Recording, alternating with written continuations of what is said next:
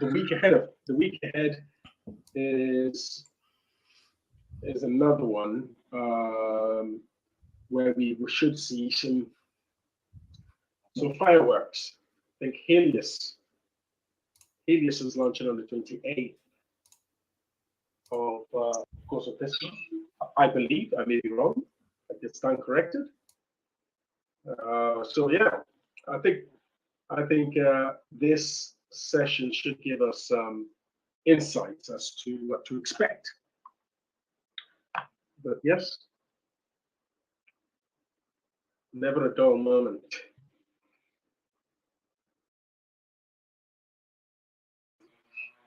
Sure can. Yes, definitely.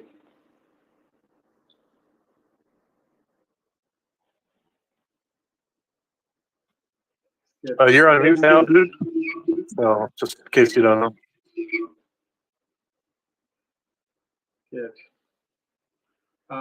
Let's give others a couple more minutes to join before we kick off. Mike, are we all set on the YouTube front?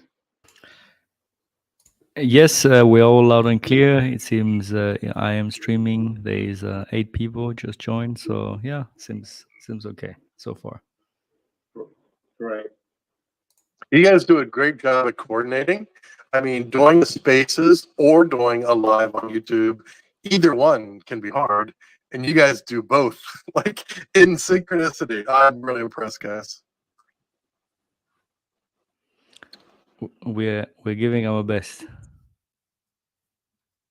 You guys are always very persistent. The only thing that happens the odd time is Elon Musk rugs us. Yeah, we cannot control that one, Elon. We gotta talk. We gotta talk with Elon, man. We're gonna send him a DM. Yes, indeed. I've been trying. He's never responded yet. Yeah.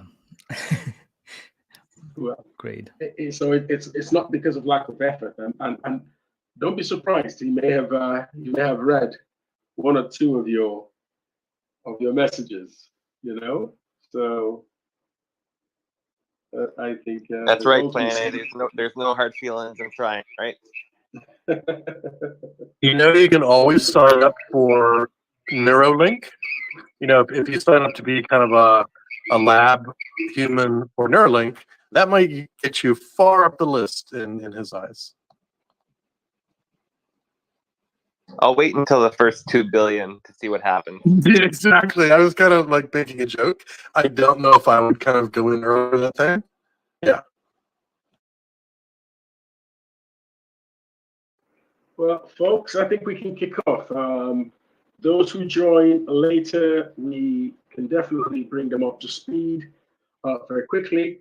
So, as usual, I would say thank you for joining.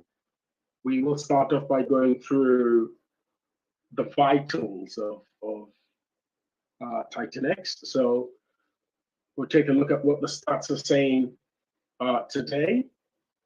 And then I'll hand over to Mike. And I think this week, pretty much, I think as Masters mentioned, has really been a very eventful week.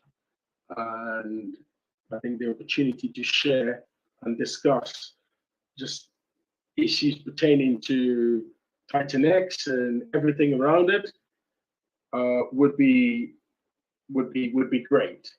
We will also, and I think we'll start off with this, hear from our community founders, because looking ahead next week, Helios is scheduled to launch.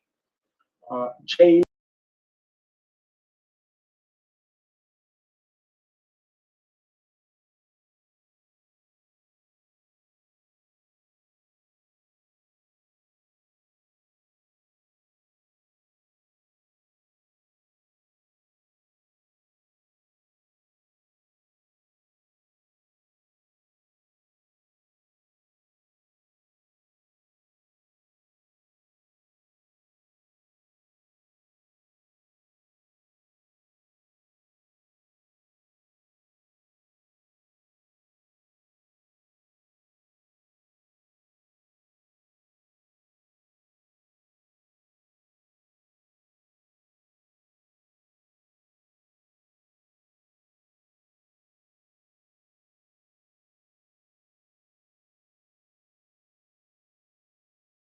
community members who want to speak, I think we probably will just put a cap of, say, 2 to 3 minutes, so we can get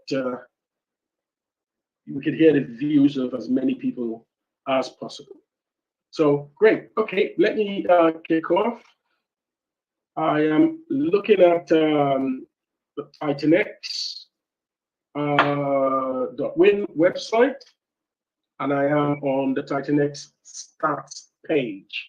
So let's look at TitanX distribution in percentage terms. Liquid, we've got 34.51%. This, I must say, is the largest percentage of liquid TitanX that we've had since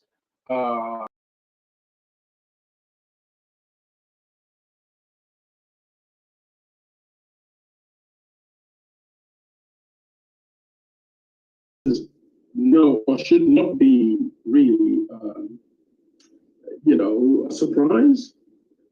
And I think we actually come through the inflationary period or hyperinflationary period of January of last month and beginning of this month fairly, really, really well. Of course, we had DragonX, and a lot of people had different views on that. But in summary, if we take a bird's eye view of this, the end point or the conclusion of all that has happened within the last 4 to 6 weeks is that a lot of the inflation has been absorbed, and looking forward, the inflation that we probably were anticipating to occur in the future has been significantly reduced. And at the same time, the buy and burn pools look really healthy. So when you take all of that into account, and you take into account that we may very well have the ETF come in May after halvening, the Bitcoin halvening, I think we all may very well be very surprised, and we will be. I think we may very well be happy with ourselves that we kept an eye on the bigger picture here. So, all in all, liquid still growing. It's of course a lot more than the staked amount. I think over the last few weeks, before we hit the hyperinflationary period of last month, I think the staked amount we got used to the fact that the staked amount was pretty much the largest chunk of the pie. In any case, staked, we got 19.65%. The BOT that's built on TitanX protocol is 13.98%. And the buy and burn is 31.52%. Now, the buy and burn is still a large chunk of the pie. And I think that should actually gladden our hearts that for the buy and burn portion of the pie, the TitanX bought and burned will not find their way back into the circulating supply. So, in effect, the TitanX platform is functioning the way that we would say we expect it to function, and we understand that this is a hyperinflationary period. And if we look at my Dean's analytics on this, the Dean's analytics, when you project out March, April, May are months where we have significantly reduced emission of TitanX tokens. So the miners coming out to the market, those 2 months leading up to, of course, the 280 day mark, that's in August, I think we really have some, we really would have some good months ahead of us. In any case, just quickly, In terms of fixed amounts, liquid is over 22.8 trillion. USD terms, that's 17.4 million. That's liquid. Long or short of it, and this is how I look at how I think we should really look at it. You look at it in the buy and burn pools, we've got both V1, V2 is about 28 million USD worth of heat. You look at liquid, we've got 17.4 million USD worth of TitanX. I mean, there is sufficient liquidity in the system to absorb everything that's liquid currently. So, in my view, and I think in the view of any objective observer of this, this is a very healthy protocol. Staked amount is 12.9 million. You can actually call it round it up to 13 trillion, and can round up the USD amount to 10 million worth of TitanX staked. I'm going to skip penalties because it really isn't that significant in terms of USD terms or even the amount of TitanX. But I'll still say that we all should just keep an eye on our miners so that we don't lose them through these penalties. BOT, built on TitanX protocols, it's rounding it up to 9.3 trillion tokens. I think we've got a lot of that, of course, went to DragonX. We've got Helios, that is Touchwood, going to make an entry. It'll be interesting to see how the entire protocol behaves as a result. But anyway, that is a portion of the pie to keep an eye on. And we hope to see continuous growth as we continue to see new protocols launch. So we hopefully we'll see continuous growth of that portion of the pie, is really what I'm trying to say. I'll want to round up with the buy and burn pool. We've got here 20.8 trillion TitanX token has been bought and burned so far. At today's price, it seems we've got it at, and I'll round this up, 16 million USD worth of TitanX. In any event, we've got the different functions of TitanX working, and these are the vitals that we need to keep an eye on whenever it seems that the price of the TitanX token, whenever it seems that that is dominating the discourse. I think we just need to be able to step back and say, let's look at the bigger picture here and see where all of this fits. And I think when we take a look at it, I think there's only one logical conclusion, and that is the protocol is healthy. The fact that the price is where it is can be explained. We've got a hefty buy and burn V1, V2. So, and the future really looks quite good in terms of the tightening, so the quantitative tightening that will kick in over the next few months, plus the macro that we've talked about. I think being a bit patient would really pay off. Being a bit patient, because this is our protocol for one. Being a bit patient would mean that we don't push things so that we start. It's almost like eating your meal before it's cooked, or jumping at it in a premature way. I think we know what's cooking. I think we should let it cook. We should continue to ask questions and support the growth of this platform. I think the fundamentals are there, long and short of it, and I think we've got a great community to go with it. So really, I for one definitely I'm looking forward to great things ahead. Let me just move on to TitanX.watch. And again, I must say thanks to Armin Shimon for his great work with respect to TitanX.watch. But the couple of items I need to pick out here, and that's the inflation. In terms of in TitanX terms, we've got up in the last 24 hours, it's 1 trillion TitanX inflation. I think it's either today or tomorrow. Where after this 1 trillion, this day, the day either tomorrow, day after tomorrow, things really drop. But long or short of it, as of today, last 24 hours, we've got about 1 trillion TitanX tokens in terms of inflation.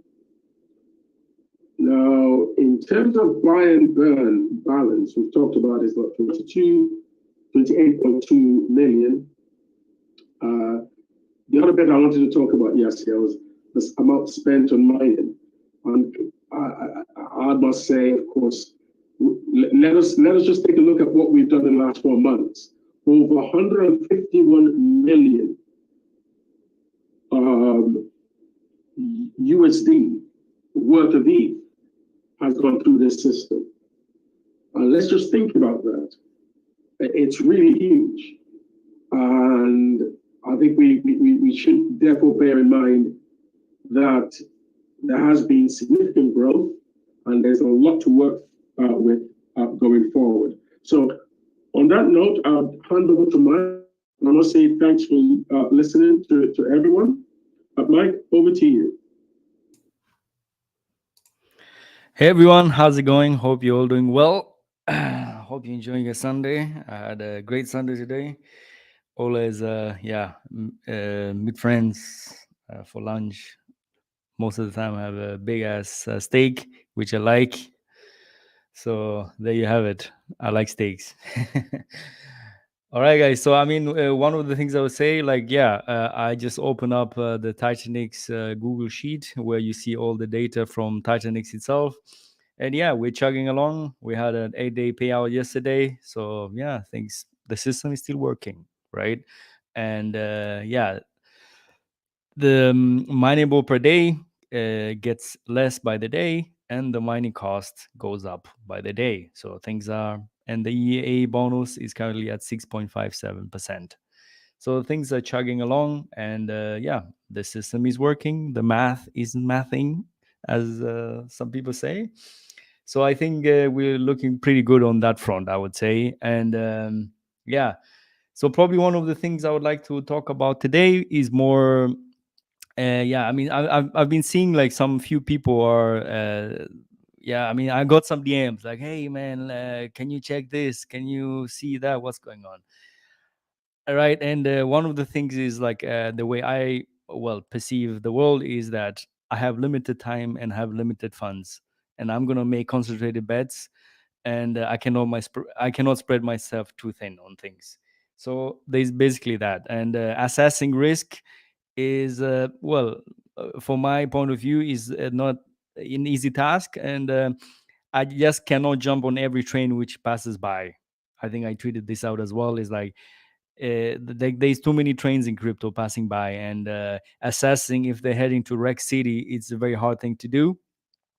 And I believe I'm on a good train, and I have a ticket to Gainesville and not Rex City, so that's that.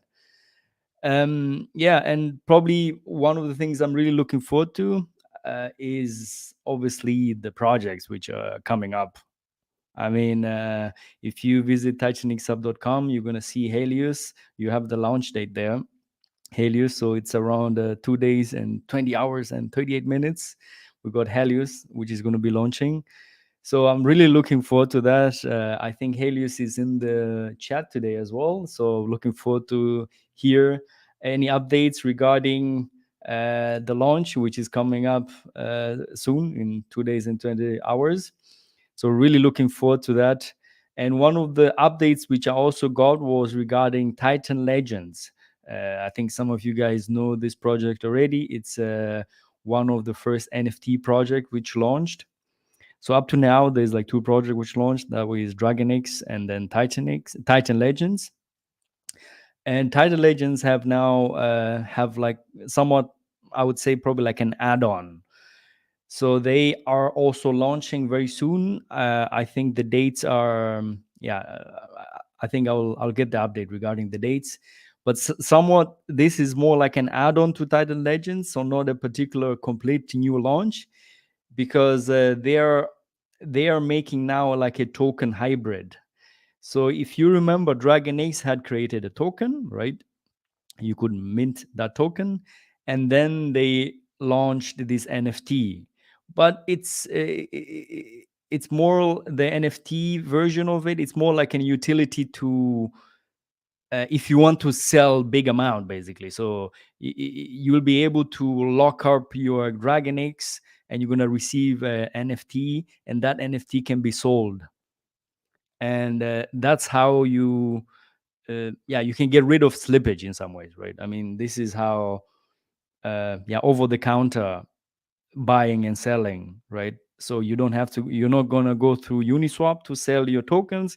You're gonna go through like the NFT version, because NFT is literally just what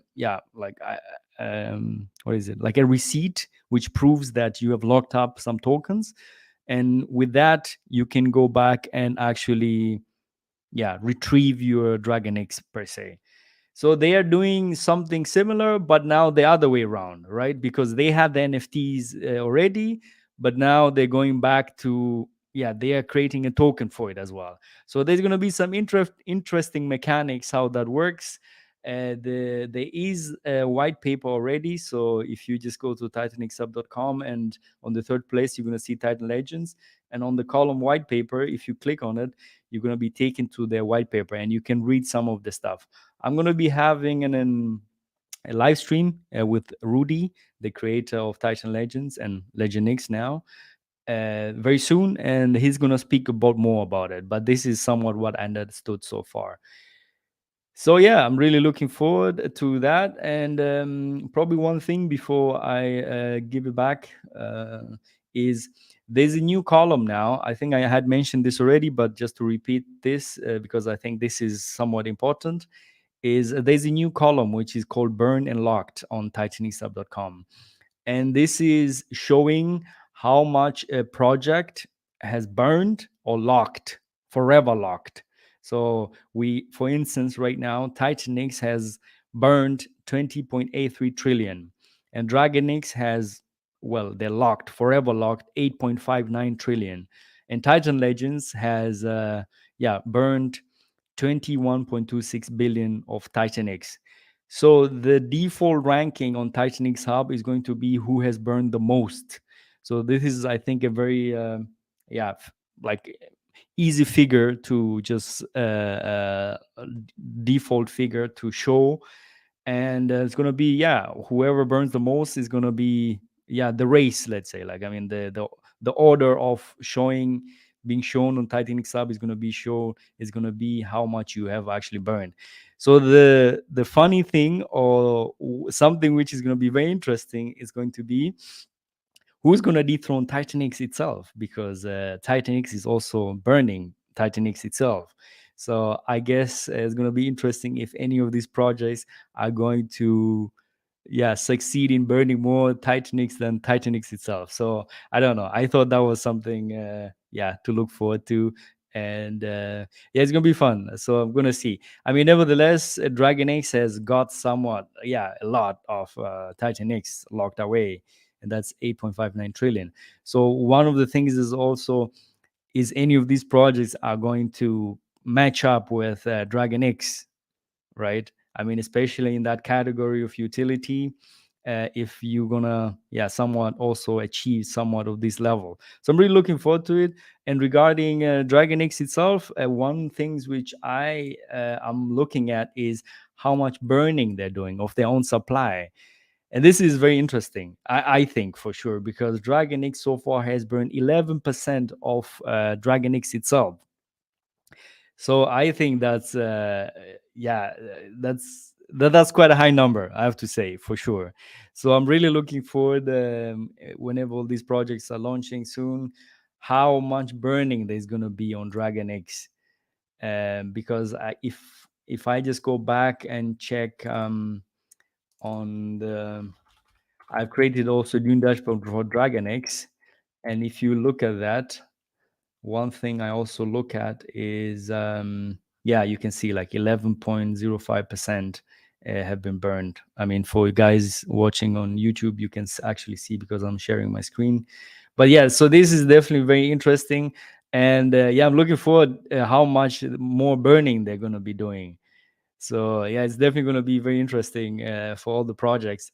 And I believe, obviously, DragonX so far has been, well, there's only 2 projects. So, but obviously they are the ones who have burned or locked away the most.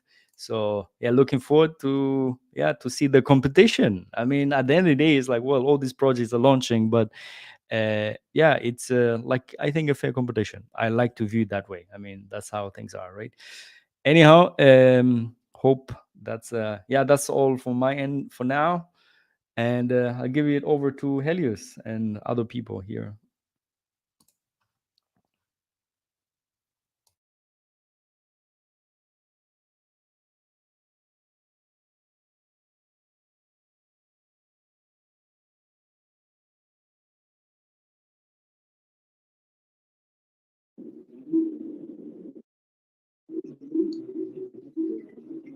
Yes, Helios is actually, yes, is addressing us now. Can you hear me? Mike, can you hear me? Mike, can you? All right, guys, we seem to have issues with the sound again. I'm going to refresh and then see if that goes. Okay, 1 second.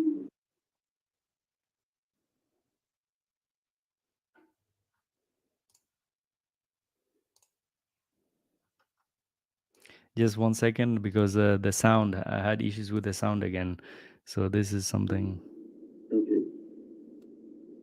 Come on, Elon. I think I spoke too soon. I may have jinxed us. Apologies. All right, I think okay. It was just Okay, him that. Come on. Look, all right, guys, I think These he seems to projects. be back So- again. Helios, can you say something? Yeah, I'm here. All right, it's working. Amazing. All right, man. Awesome. Fire away.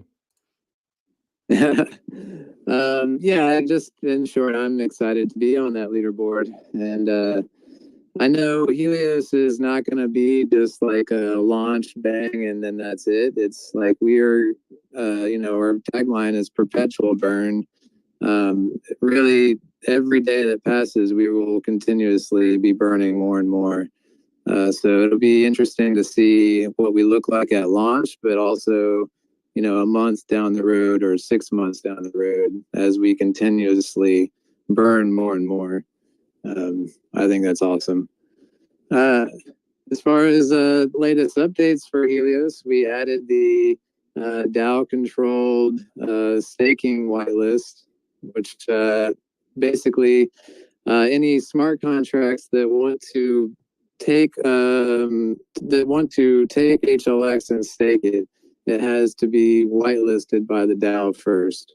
And the reason why we decided to go with this is because that was like the main complaint everybody had with TitanX was, they did max stakes and then the whales came in, these protocols came in, and we're one of those protocols that intends on being a TitanX whale. We kind of diluted the payout pool for all the individual users. So we've decided with the Helios staking pool, we would make that controlled by the users, by the DAO. So if you're a regular user, you have unrestricted, unlimited amounts of staking. But to protect you from dilution of other protocols, they have to be whitelisted by the DAO to be able to participate. So if the community decides that a protocol comes out that wants to stake HLX and they think it is good for the ecosystem, they can use their HLX to vote for that. But if they decide that it's not useful or not helpful for the ecosystem, they can vote against that and protect their staking rights, which I think is super awesome. And, utilizing our DAO even more, I think, is really what sets us apart, is we're able to pivot, depending on, we don't know what the ecosystem is going to look like a year from now, but with the DAO, we're able to pivot in a positive direction. So I think it's super awesome. And then, of course, we're launching on Wednesday. That's happening. And we are doing a stream with Smooth and Crypto tomorrow at 7 p.m. Eastern. We will make a post about that, I guess, after this. But on the stream, we're going to go over the app, and I'll have a local testnet running so that we can actually play with it and do some mining and staking, and we'll show it off to the world, and that way everybody knows what they're getting into. And please, if you haven't read the white paper yet, please read it, understand what we're about, what we're doing, and I really don't want to just go on and on. I'm here for any questions if anybody's got any, and looking forward to launch. Thanks. Yes, dude, I think we got Penny and Adam. They probably have questions for you, so please prepare me. Yeah, Penny. Hey, what up, dude? A quick question: Is there a minimum? Oh, Penny's a listener right now. I'll ask my question quick if you don't mind. He's talking. We can hear him. Oh, maybe my thing is all glitchy. Dang it. Yeah. Is there a minimum day amount for like miners? And what I mean by that is, like, if I were to start miners, is it do I have to wait like 8 days or 10 days or 12 days to for my miner to appreciate, or is there a minimum day for that? Now the miner settings is 1 day to 250 days. So yeah, you can do 1 day mining just like you could in TitanX. Yep. So I can get liquid like immediately. That's cool. I like that. Yes, sir. Great. Adam is back. Good. Thanks, Penny, for your question. Adam, go ahead. Yeah, when King X was going to launch, I was in the Telegram all morning, and it was a real shit show with all the scammers and the bots that came in. Do you guys have any plans in place to like mute the chat upon launch date and mitigate all that negative action in the Telegram? Yeah, absolutely. I think we've witnessed all of that ourselves too, with what happened with them. We have 2 bots right now to watch the chat, and we definitely intend on tightening up all the restrictions when we get close to launch to make sure that we're preventing any of that. Yeah, we're definitely on high alert for that situation, and we intend on being ready to address it if anything happens. Awesome. That's excellent. Does anyone have any other questions for Helios? Please feel free to come up and ask your question. Maybe just a quick one. It's James. Hey, dude. So the DAO for the voting, I didn't realize that was already in the white paper, so I scanned it. Is there some specifics about like how that will work? Is it number of tokens? Is it number, wallets? Some weighted metrics there for the voting, or is that to be? Will that be coming later? So we've been having discussions in our Telegram about exactly how to do that, and we've decided. First off, we're utilizing the snapshot.org website for our voting. And within Snapshot, we can set specific weights on the votes depending on your max staked amount or max miners and liquid HLX. We can factor all 3 of those in for voting. We haven't nailed down specific percentages of weight values yet, but we do know that we are going to include all three of those, with max staking being the most dominant weight. So if you're max staked in our protocol, you're going to have the most say on any DAO decisions as far as voting goes. Yeah, thanks for that. I had seen some of that discussion. I didn't know if others had also. So terrific. I know you guys are thinking through all these things. I feel like it's really great that you're doing this.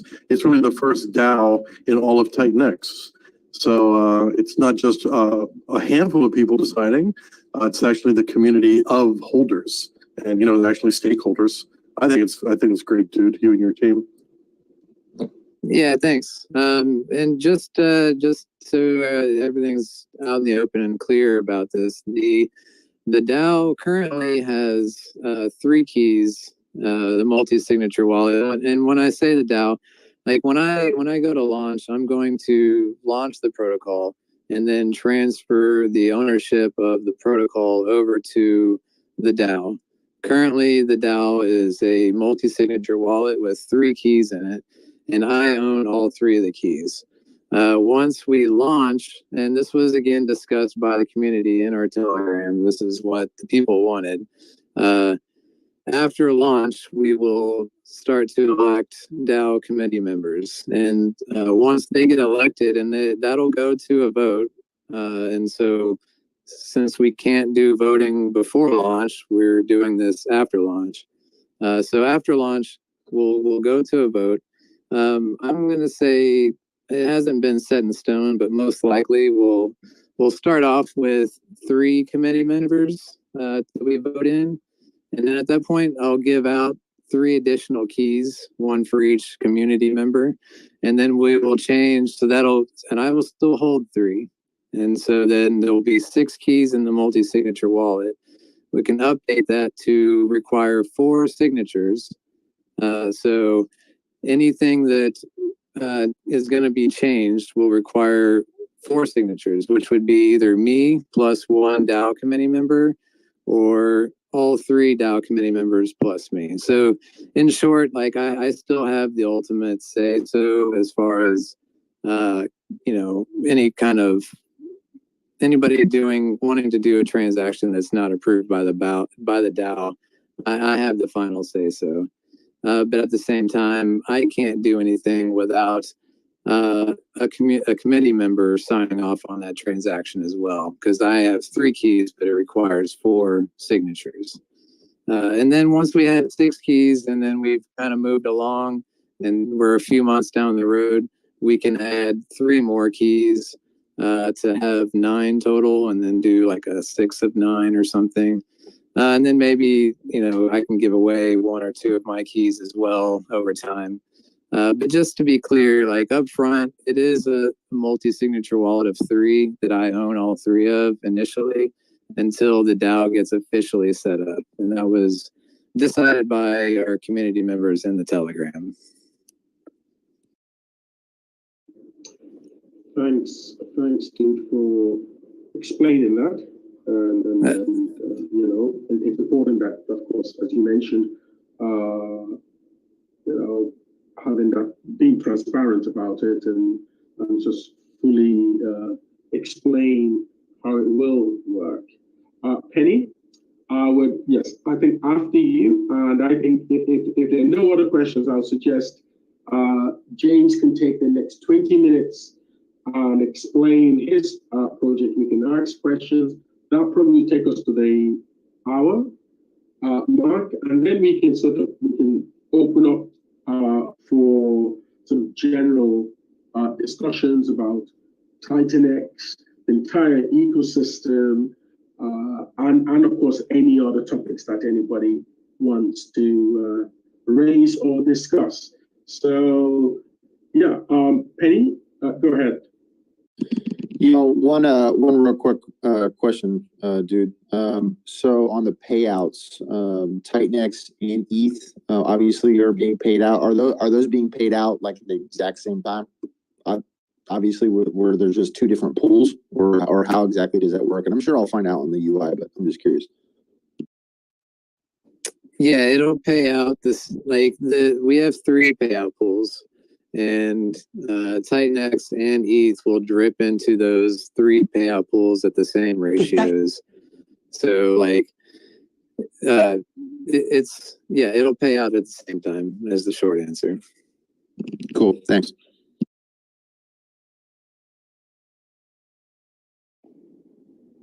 Okay, great. Oh, okay. 627. Yeah. Cheers. Thanks. Yeah, dude. Nice work. I guess my question is really about is big picture. How do you see Helios as one of the foundational pieces for the TitanX ecosystem? I see that it's, you and the protocol aspire to be one of the staking whales, which makes sense. So it's like DragonX and Helios and others will be staking whales. I see that.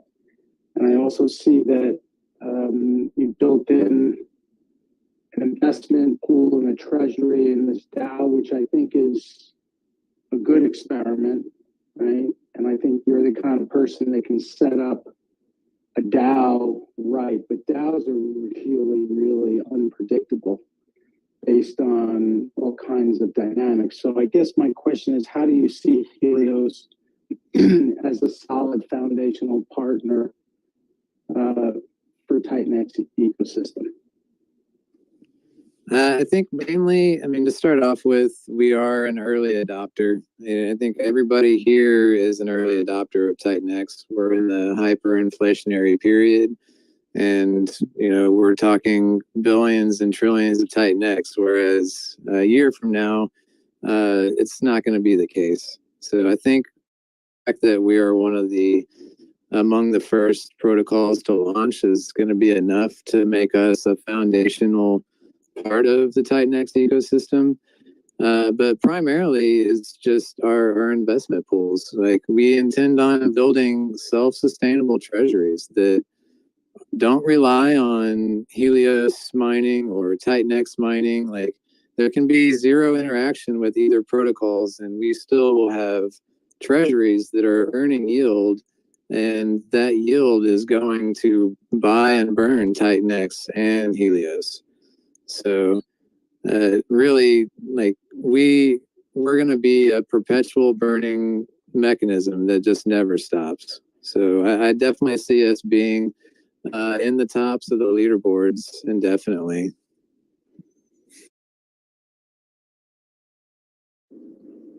Great. I think man, thank you. And, good fortune to you and the community on Launch, man. I think you've done a really killer job. Thank you. No, thank you.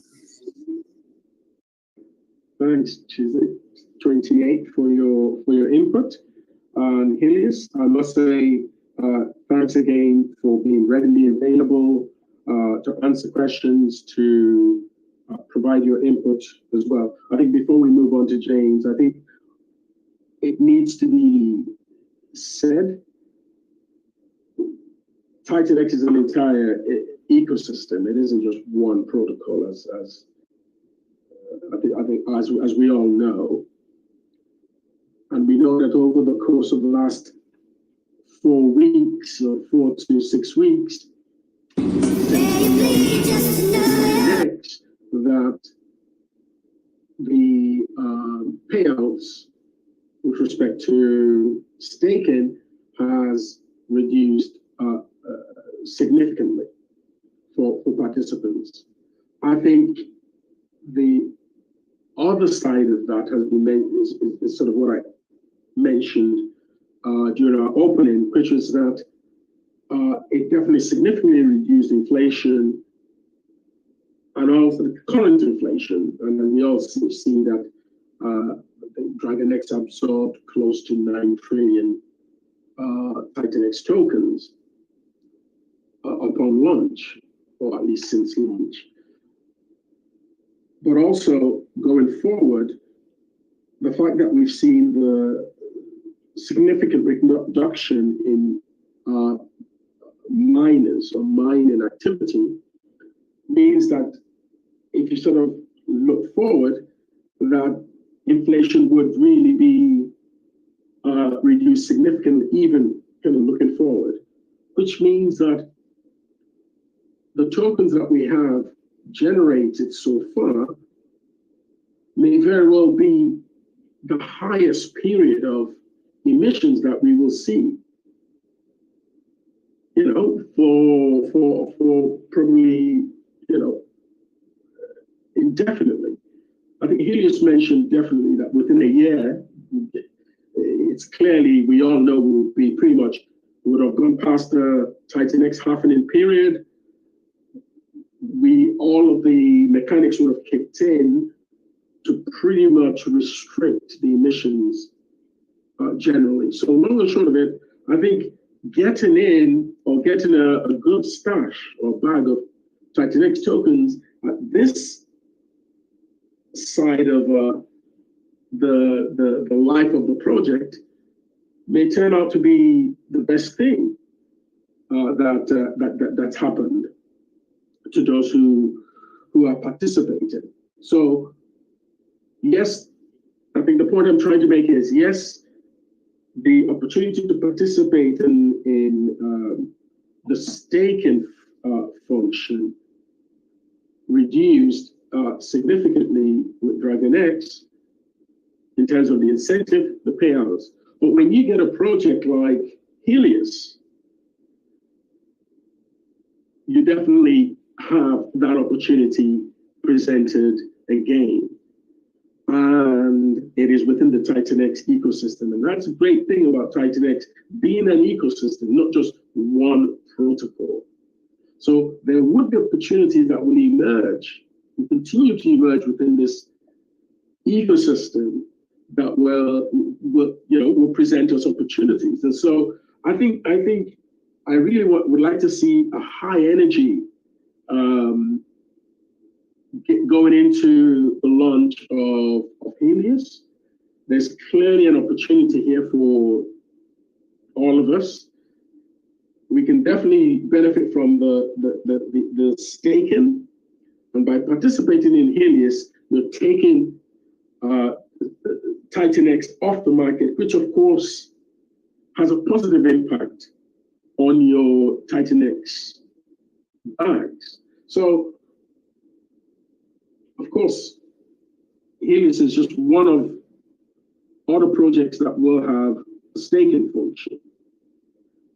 But I think we should bear in mind that on TitanX, I think successfully we've had a handle really on the inflation,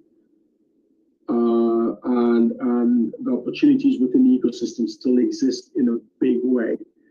Okay, I think the different ways of putting this, I hope I've done my best of putting it in my own words, but I'm sure that some of you could put it even in a much better way than I have managed to do. James, I'm going to have to hand over to you to take us through your project, and we may very well have questions for you. Thanks. Yeah, thanks very much. Can you hear me okay? I heard a little feedback there. Am I clear? Yes, you are. All right, awesome. Yeah. Perfect. All right, so I'd like to first say, thanks for having me on. I appreciate it. I love to hear the community questions. So that's actually my favorite part of the streams, to be honest. So a little bit about Baby DragonX. As you know, we are one of the, we're going to be the second meme coin within the TitanX ecosystem. The first one, a lot of people may know about it, but maybe, you may have participated or you may have in or not in the Telegram group there. So that one's the JakeX meme coin. You see Jake as a baby and a cigarette and climbing things and flying around. So I think it's cool. I actually have a little bit of JakeX myself. So Baby DragonX is, it's a cute little dragon. We are kind of like maybe the oldest son or the baby brother of DragonX. So not only are we what we consider to be a kind of a cute little dragon there, but we are actually powered by DragonX. So, DragonX is powered by TitanX, And Baby DragonX, we consider ourselves powered by, built on DragonX. So you'll sometimes see this hashtag from the Baby DragonX handle on X or on my handle. We always say built on TitanX and built on DragonX. So really built on both. So Baby DragonX, meme coin. It's a completely fair launch. I definitely urge you to come check out the white paper, stop into the Telegram, because that's where you really learn everything.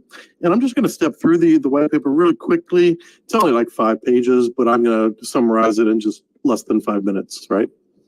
So first of all, there's 2 co-founders, right? A gentleman named Michael. Michael's in the TitanX ecosystem. You know, he's been an investor protocol interactor for a little longer than me. I started on day 33. He is also doxed. He's out of Australia, and you can see his Twitter. You can see his picture there, and can also see him in the Telegram. Don't know if he speaks a lot on the voice chats, but you can always catch him there. So I'm fully doxed. I'm on Twitter. Sorry, I'm on X. I'm on LinkedIn. I show my face on the streams and all that type of thing. So I'm based here in Singapore and originally from USA. Over in Singapore for most of the last 15 years. All right, so as we go through the white paper, I've actually taken some of the TitanX white paper out and stuck it in the beginning. So I like to build our whole protocol and our basis and ethos exactly on top of TitanX. We really follow TitanX closely. And any pieces that we didn't early on, the community showed us and said, hey, you should do it this way. Mike Dean, when we walked through it, he said, have you considered these pieces? So we're very much community driven. We love to take the feedback and improve things. And we've taken a couple passes at the white paper, and we continue to make adjustments and updates as we go. So the high level overview, right? The high level overview is to launch the first meme coin, right? It's called Baby DragonX. The ticker will be BDX, 3 letters, BDX. And fair launch with a 2-week, it's a 2-week fair launch and doxed team, just like I said before. So the midterm goals are we want to really grow this community well. We don't just want 100 wallets, 200 wallets. We want thousands of people to be participating all through the TitanX ecosystem. That's the midterm goal. And the longer term goal is the creation of a Baby DragonX branded NFT collection. We've already started this. We started this weeks ago, almost a month ago. So Titan Legends, if some of you know that one, I consider myself fairly good friends with Rudy at this point. We're on calls.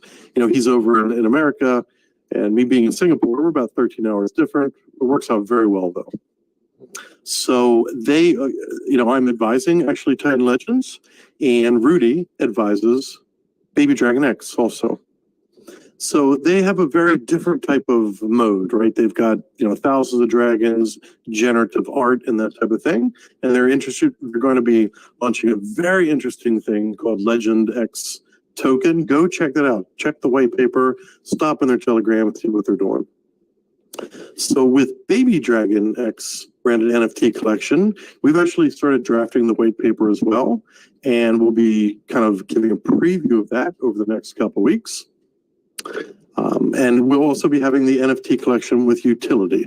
So it will not just be a bunch of cute dragons and treasure chests and eggs, although they are cute. Let me tell you, they're different colors and all this type of thing. They will also have some different utility, including the roadmap is a kind of a simple battle game where you can battle the dragons against each other. Sorry, you battle the dragons, kind of an auto battler. And then some staking. So we're figuring out which one is first and how that will all work.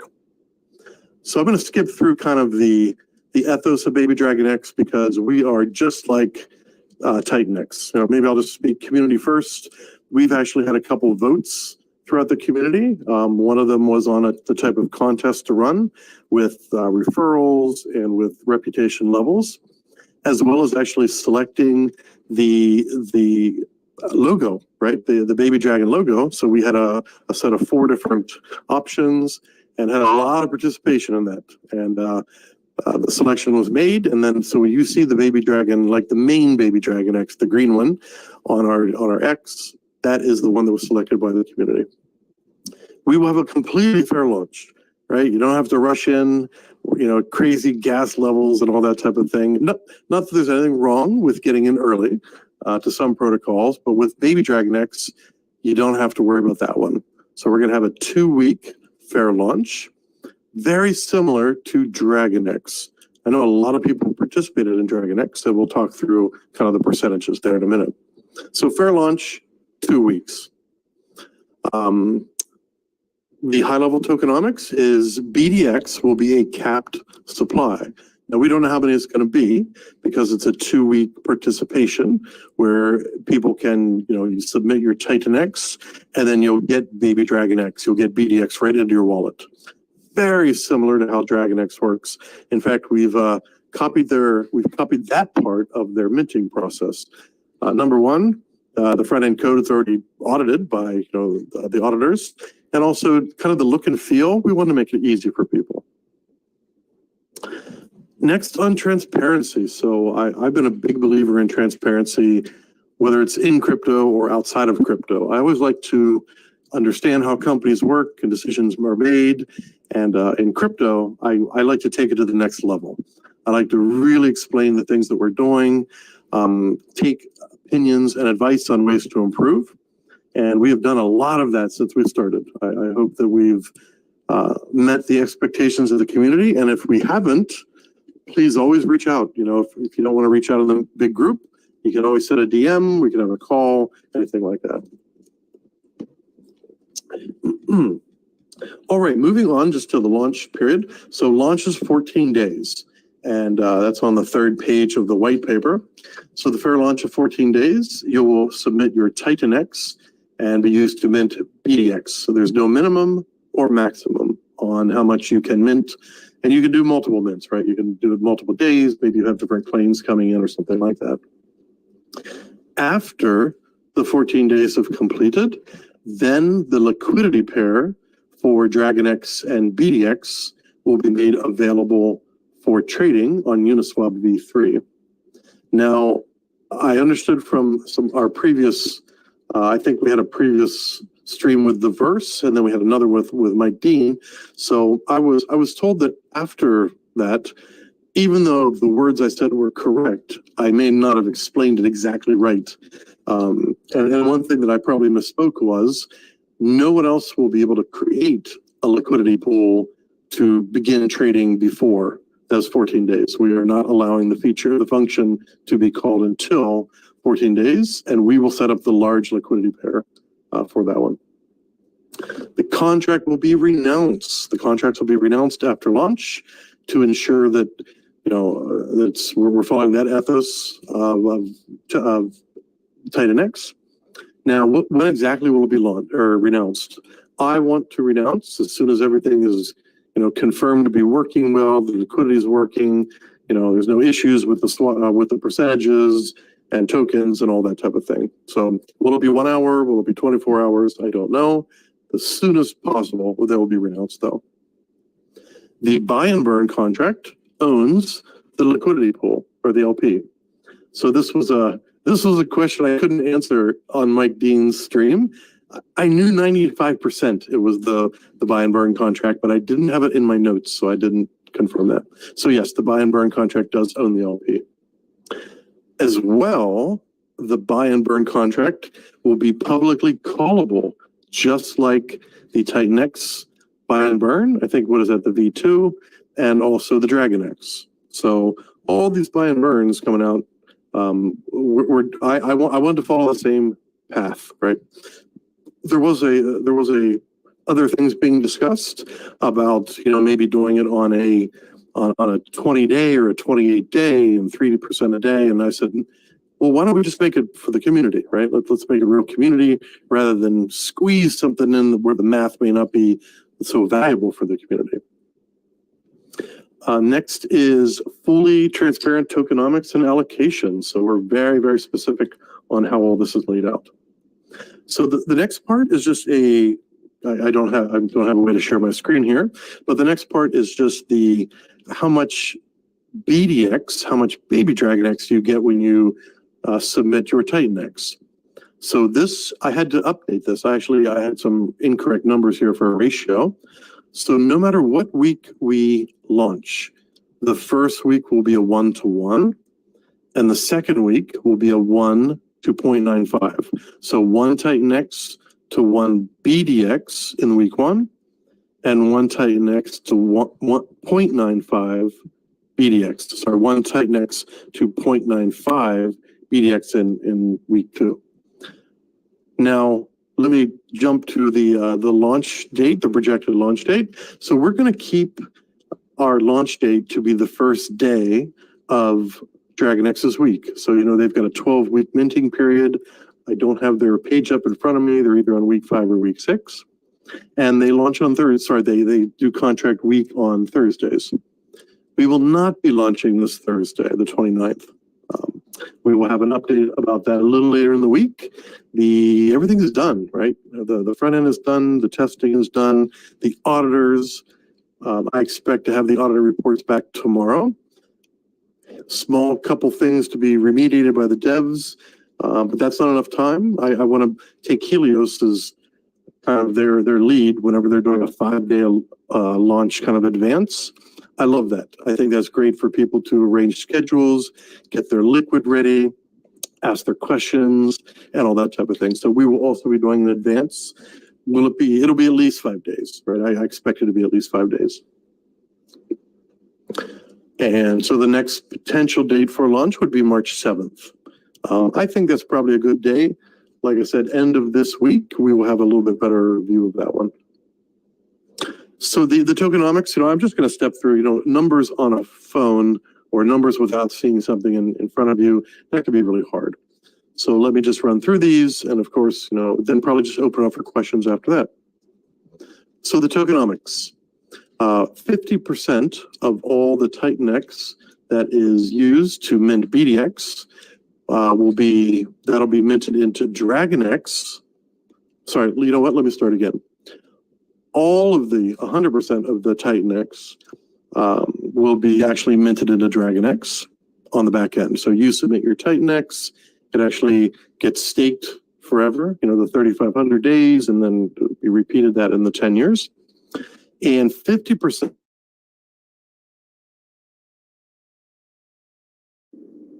James, I think we've lost you. Oh, yeah, can you still hear me okay? Oh, yes. Can you hear me? Yes. Am I back? I can hear you now. Yes, you're back. My phone went on a locked screen. Let me take that off the locked screen. Oh, are we still good? Yes, you are. Oh, you know what? I'm just gonna watch. I'm gonna watch the screen. I'll just push it. I'll slide my finger on it every 5 minutes. All right. So 50% will be used to create the liquidity, and 3% will go to the baby dragon Genesis, which is, and I'll talk about what each of these are. So the 3% for the Genesis is exactly like TitanX. In fact, we're going to use kind of their words. We could use that for anything, right? Anything. And we expect to have a DAO similar to how Helios has set theirs up. I hope to get some mentoring from Dude and his team about how to do that so we can make sure that ours is set up well on our side. So we may use that to provide liquidity. Could it be for the NFT project that's coming up? Maybe. Could it be to another project that just needs it and the DAO feels that would be a good use? Sure. So that's not going to be something that James and the team decide. I want all of this to be run through DAOs, right? The next one is a 34%. So this is a very large number, right? 34% buy and burn. This will be the publicly callable function, and this will be implemented. This will be available. I expect this to be available on day 1, right? So 14 days of minting. So let's call it day 15 of contract. Buy and burn will be there, and you'll be able to call it and get a small incentive there. The next piece is the 8%. So 8% is the dev fee or the team fee, and that is to compensate the core team, our developers, and the moderators, right? Our moderators are going to be compensated, right? Next, we've got an allocation there, which is for Baby Dragon expenses, of which we've already incurred some, some marketing expenses and giveaways and these things even before we've launched. And so that's at a 5%. Now, the audit, let's say that we collect 100 billion TitanX. Let's just throw this number out there. I think that would be kind of a low number. But if we did only collect, have participation of 100 billion TitanX, then let's just call it, that would be $100,000. It's probably less because I saw TitanX is kind of taking a dip. Some people were taking their profits and such. But a 5% of 100,000 participation, that won't not cover the 2 audits, right? So that 5% would not. If we've got great participation, let's say we get like 300 billion participation, and then that 5% is 15,000, that more than covers the audits. And the balance of that, we can slide that right over into buy and burn, right? If the community thinks that there's something better we could do with it, sure, we can have the DAO be making some of these kind of decisions for voting, but likely people would say, I want buy and burn. That helps my personal bags. So, but like I said, that will be, we want to have the DAO set up and running with keys and such. So that's 100%, right? After the mint, right? This is kind of, that's the before the mint or kind of during the mint. The next section under this piece is called allocations created after the mint. So you've got X amount of BDX, Baby DragonX that have been minted. Then we mint an additional 4%, and that will go into a pool called for the grant program. And grants are for community members who want to create a protocol. They've got great knowledge. They've got a great idea. It's been vetted. Community leaders have looked at it. Maybe Jake has, given the nod of that looks like it's good for the community. They may need some kind of assistance to just get started, right? So we will have an allocation for that, and we're just calling it the grant program. And the next piece is the investment pool and future rewards. So this one we've taken inspiration from Helios. I wanted to do this anyways. I kind of initially thought that this could be staking or reflection type tokens. But as soon as I saw Helios's and I read their white paper for the second time, I realized that having an external source of revenue can be extremely valuable. So the idea of this one is to have a 14% allocation for these types of investments. We will watch how things go with Helios. We'll kind of learn from them. We'll only be a few weeks behind, or a month behind, but we'll learn from what went well on their side, and that type of thing. So we won't be the forerunners, like the pioneers of that one. I think that's pretty much it, right? The last piece here I'm going to finish up with is the utility of Baby DragonX. We call ourselves more than a meme coin, right? If we would just wanted to launch a meme coin, we could kick out the contract, have an auditor do it, audit it for like $2,000 or $3,000, and that's it. We want this to be much more, right? We've got the minting in the background. That's actually much more complicated than one would expect. And we want this to be part of a whole series of projects, with the NFTs being next. And the NFTs are not just a bunch of cute JPEGs. We want you to be able to do things with those. Can't talk about any specifics about how will you mint them. Will it be DragonX you mint it with? Will it be a mixture of TitanX and DragonX? And how much will the burning be? So we don't have those numbers all firmed out yet, but just keep, we want to burn as much as you. So everything involves burning, and everything involves community rewards, having something be valuable for you. So that's it. Hopefully I didn't go too long there, and I welcome your questions. Great. Thanks, James. Please, if anyone has any question, please let us know, and we will, bring you up. I have a question. James, though, James. welcome. Oh, good. Good. Yeah, Mike, go ahead. Yeah, and it's regarding I think what you just said regarding the minting phase. I think in the interview we had together, you had mentioned that Baby DragonX ratio follows the DragonX ratio, but from what I heard, is now different, or did I misunderstand something? You're 100% correct, Mike Dean. So right after the call, I was pulled aside by Eric, who advises us on these things, and he said, "Hey, no, this part isn't correct." And as you probably know, things initially are laid out a certain way, and then as you go through, then they're kind of corrected. So that one is corrected now in the white paper. We're up, of course, in the back end, we're following the DragonX piece, but that's TitanX to DragonX. So that piece is still happening in the back, but we're not showing that in the front. So the TitanX to BDX is a 1-to-1 week 1, and a TitanX to BDX is 1 to 0.95 on week 2. So very good call out, Mike. That's how it is.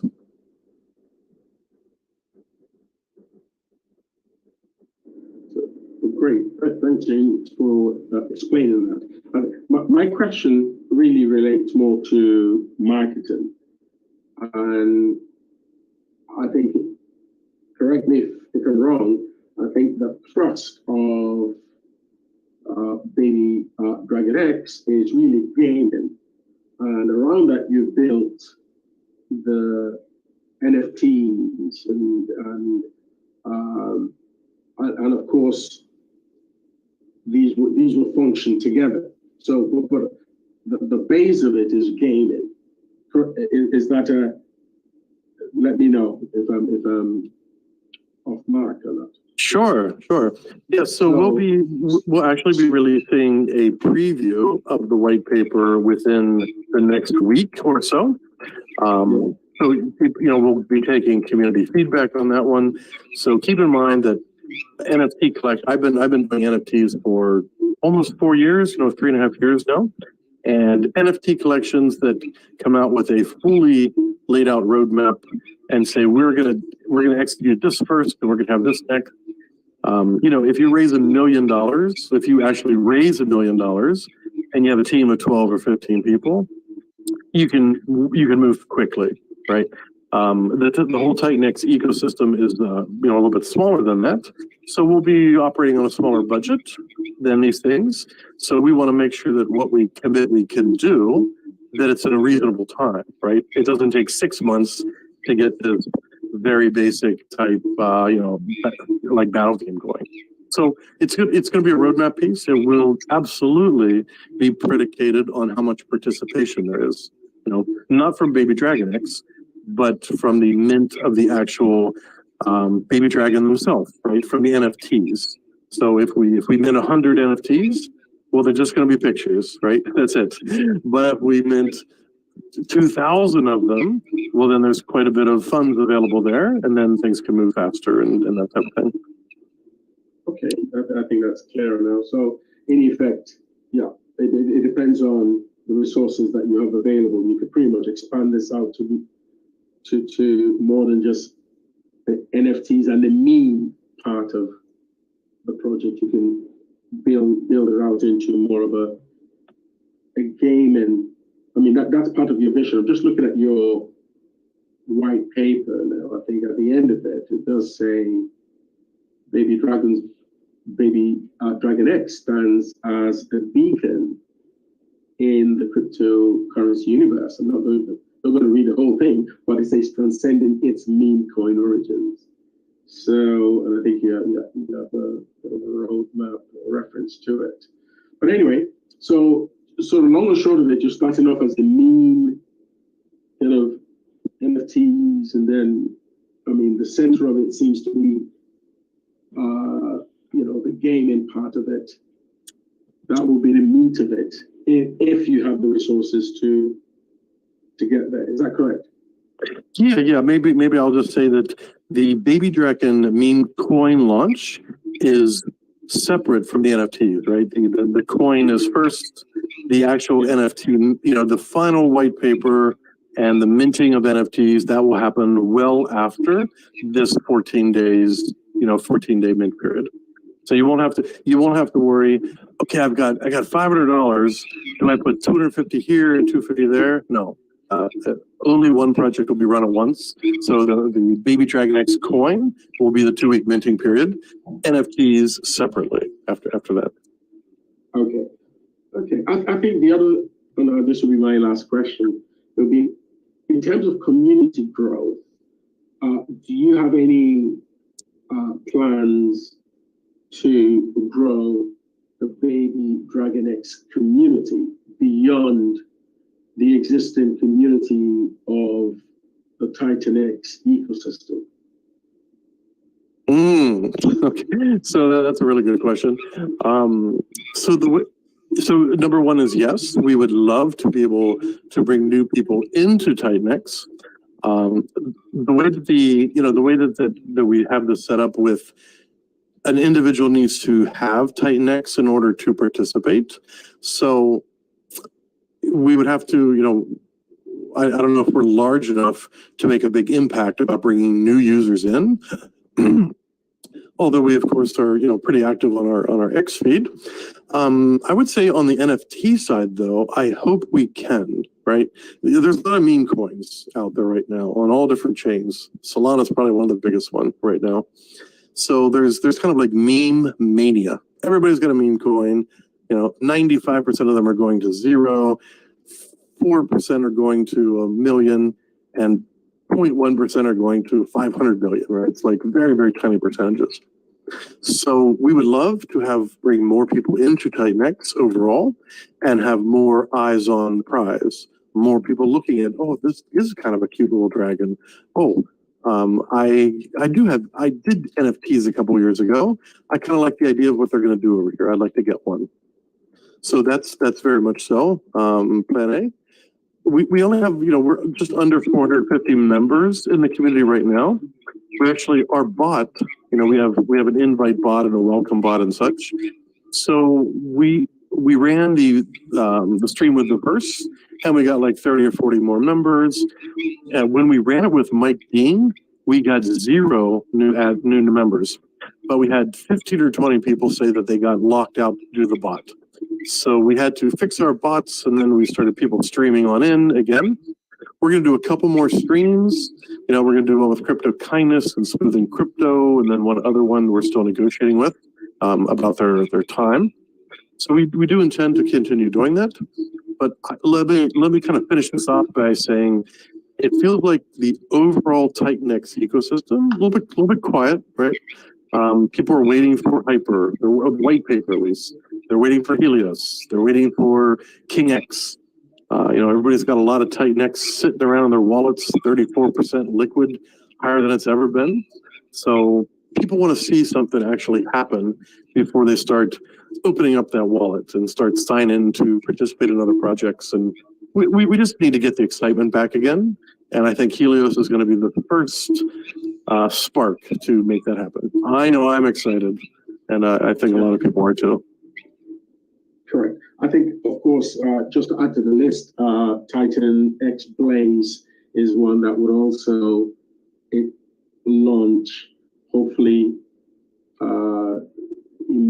not immediately, but soon after Hyper, and it seems to be another big project as well. So, yeah, there is a lot in the pipeline.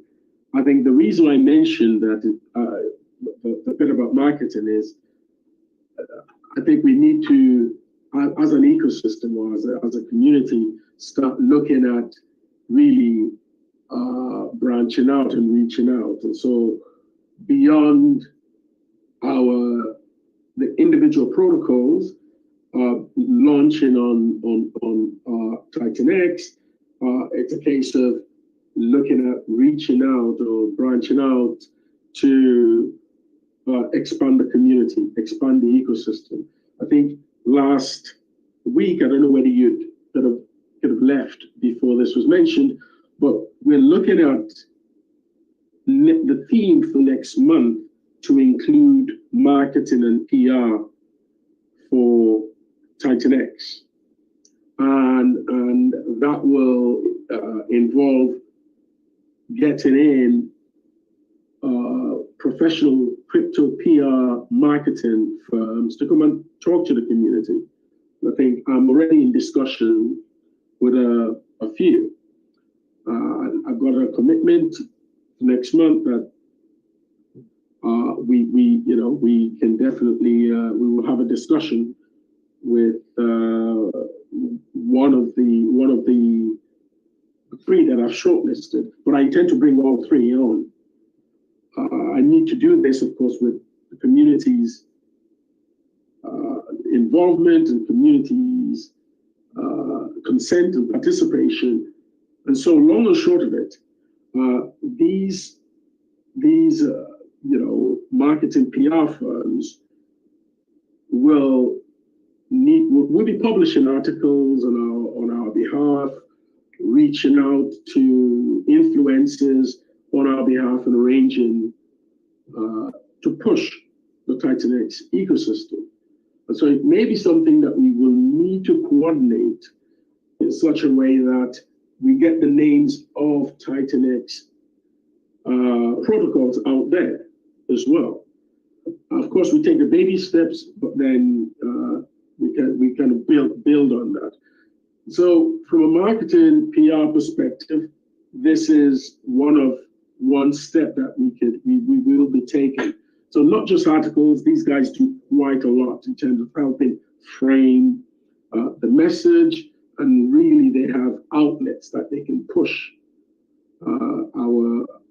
our brand to and reach a decent number of people. So we'll come back to that, and I think the other TitanX protocols will definitely benefit from this. And I think I'll just end on this. If anyone has any questions, please feel free to let us know. We'll bring you up. But going back to our first principles, I know you mentioned that in your white paper, but isn't it something that a protocol such as TitanX that didn't raise any funds, as in there was no ICO, no IDO, no sacrifice, so there was no pre-sale of any kind, there was no pre-allocation of funds, that this protocol starts out and within 4 months has over 28 million sitting in its buy and burn pool, which is pretty much liquidity. Not counting the millions that have already been spent buying and burning TitanX tokens. It's had over 150 million USD worth of ETH flow through the system, through the mining function. And we're still finding a way to get a structured marketing approach with respect to our protocol. And yet there was no raise. Now compare that to other projects that have raised 10, 15, 20, 50 million, in excess of 50 million, that come back to their community and ask the community to provide liquidity. And I know we've been over this in the past. And then go back to the same community that they've asked for this pre-raise, and now ask for the same community to provide liquidity. They go back to the same community and ask the community to do the marketing or fund the marketing. That is a broken system. And I think the message of TitanX, beyond, yes, we're trying to make, of course, make this work, and we're trying to make profits, and we're trying to, of course, get the benefits of it. But the bigger message here is that for DeFi to survive, we've got to move beyond these broken systems that really leave a lot of broken people in their wake, and move on to a system that really benefits the most people.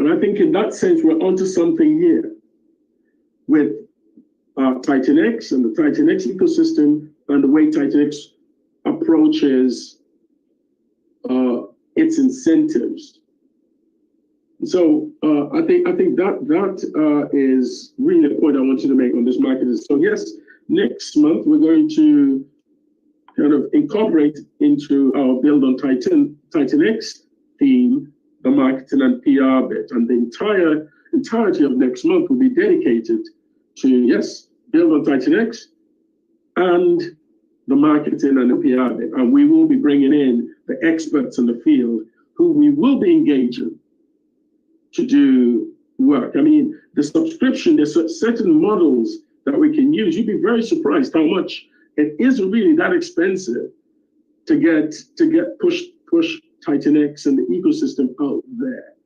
So more on that next month, and hopefully by April, May, we can start pushing our brand out there. So on CoinMarketCap, you will see adverts of with TitanX. You would also see articles about TitanX and the TitanX ethos, as well as, of course, the protocols that are being built on TitanX. So good. More on that.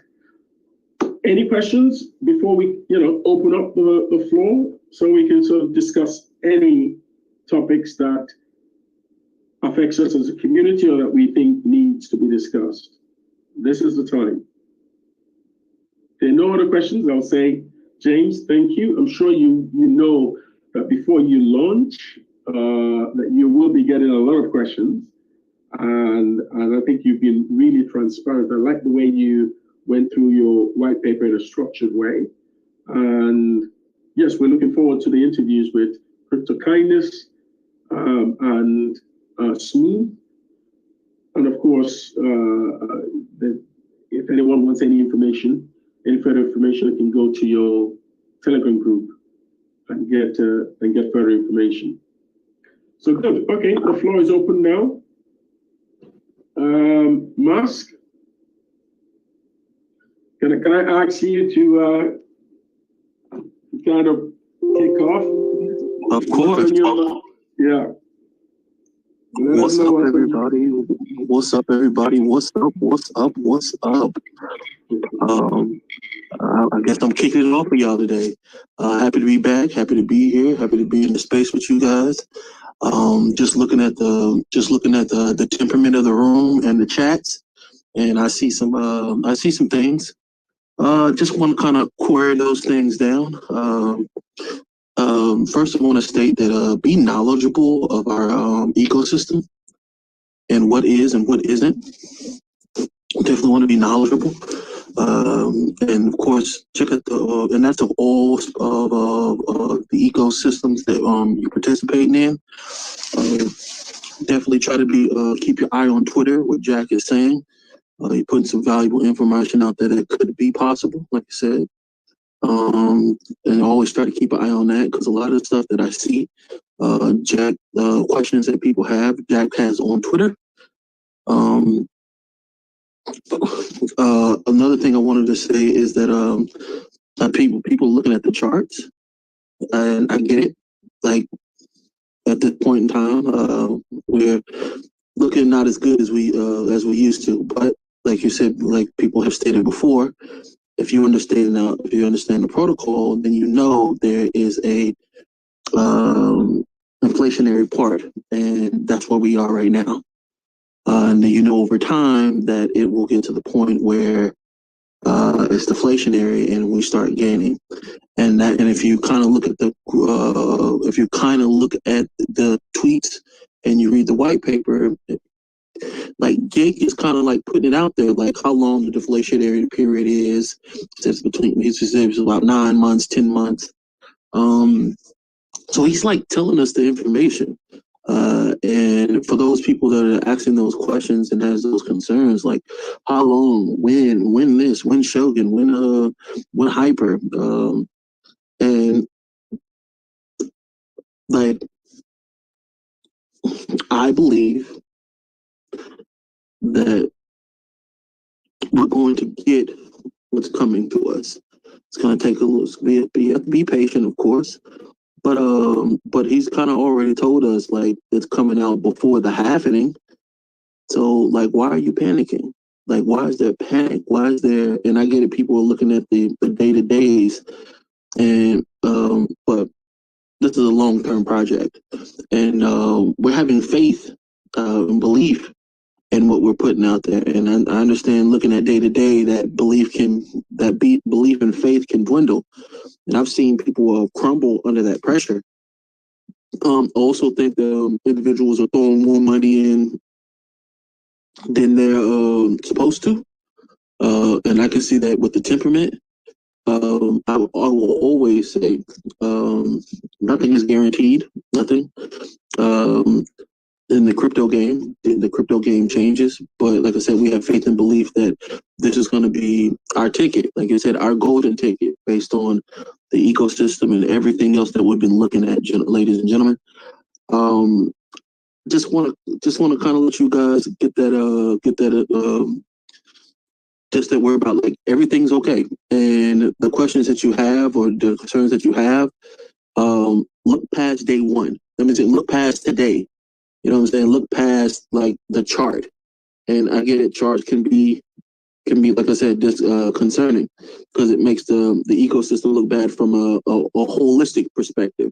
But those individuals that are outside talking bad about it, don't know the ecosystem. They don't know the functions of the ecosystem, and you do, because we've been talking about it every Sunday. You've been in the chats. You've been everywhere within this community, and you know the ins and the outs.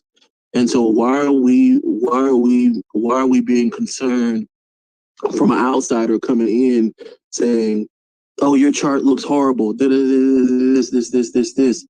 Why are we being concerned about that? Why are we even responding to those types of things? And when we understand, like, hey, this is what it is, and when you have that understanding, you shouldn't be worried like as much as we are.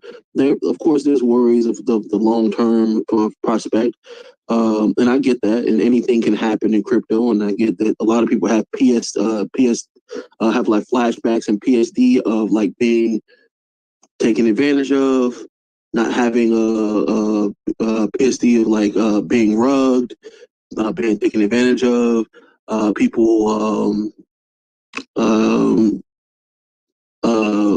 Drugging on them, and I get that too. And it can be hard to trust people and individuals, but at the same time, we're playing the game, and we all know the rules of the game. If you've been in it long enough, you know the rules of the game, and you know that anything's possible, and that when you're getting into a project, you're believing in that individual, that project, and sometimes it don't work out, and that's fine. That's just a lesson that you have to learn and move on with. But as far as moving forward with this, if you got belief in TitanX or whatever protocol that you're in, then you ride it out, regardless of what happens. You ride it out and you say, "Hey, I believed in TitanX, and I believed in this, and I believe in this particular protocol." And even when people are calling you naive and or "No, man, this they're saying this and this about your founder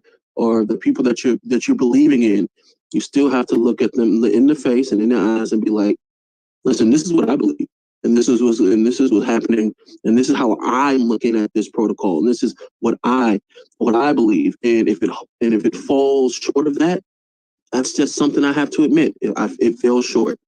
You're right, it fell short. But like I said, that's not what it's looking like. And I see that.